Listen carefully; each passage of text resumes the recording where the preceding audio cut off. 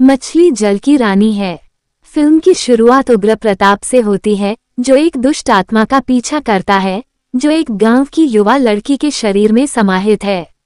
वो उस आत्मा का पता लगाता है, लेकिन उसे वश में नहीं कर पाता है और लड़की आत्मा के वशीभूत अपनी जान दे देती है और उग्र प्रताप को उसके परिवार के विनाश का श्राप देती है। इस भयानक श्राप के परिणाम स्वरूप उग्र प्रताप के निर्दोष परिवार की क्रूर मृत्यु हो जाती है और उग्र प्रताप पर उनकी हत्या का आरोप लगाया जाता है। अच्छे इरादे वाले मनोचिकित्सक डॉक्टर भारद्वाज उग्र प्रताप को फांसी के बजाय एक शांत मनोरोग केंद्र में भेजने के लिए अदालत से अनुरोध करते हैं।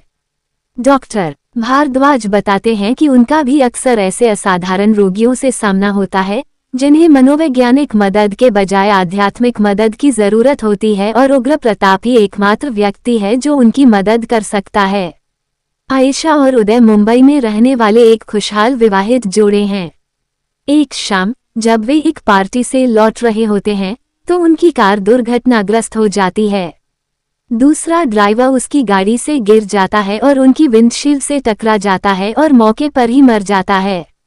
कुछ हफ्ते बाद उदय को जबलपुर उदय का गृहनगर में एक असफल फैक्ट्री को पुनर्जीवित करने का एक नया प्रोजेक्ट मिलता है। उदय अपने पुराने बचपन के दोस्तों से मिलने के लिए उत्साहित है और सबसे महत्वपूर्ण बात यह है कि उसे उम्मीद है कि जगह बदलने से आयशा को दुर्घटना के सदमे से उबरने में मदद मिलेगी। वे उदय के दोस्तों के गर्मजोशी से स्वागत के लिए जबलपुर पहुंचते हैं और आयशा अगले कुछ सप्ताह घर को व्यवस्थित करने और दोस्तों के साथ कार्यक्रम और यात्राओं की योजना बनाने में बिताती है। जैसे जैसे समय बीतता है, कारखाने में अजीब चीजें होने लगती हैं, मशीनें बेवजह चलती हैं और क्रैश होती हैं और कर्मचारी कुचल जाते हैं और घर पर गैस चूल्हा और टोस्टर अपनी मर्जी से काम करते प्रतीत होते हैं।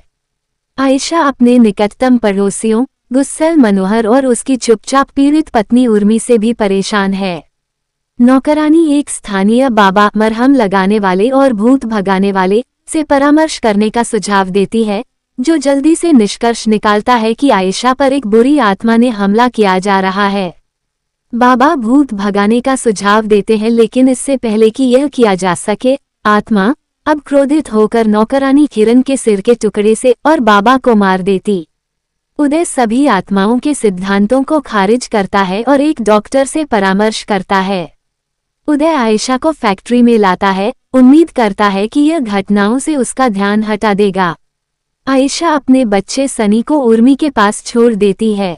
आयशा देखती है कि उदय के कार्यालय में फैक्ट्री मैनेजर और कर्मचारियों की एक पुरानी तस्वीर है और उनमें मनोहर और उर्मी भी हैं। ये पता चलता है कि मनोहर लगभग 60 साल पहले फैक्ट्री मैनेजर था और अब मर चुका है। आयशा डर के मारे घर वापस आती है और उर्मी के घर में भाग जाती है। ये निर्जन और जीर्ण शीर्ण है।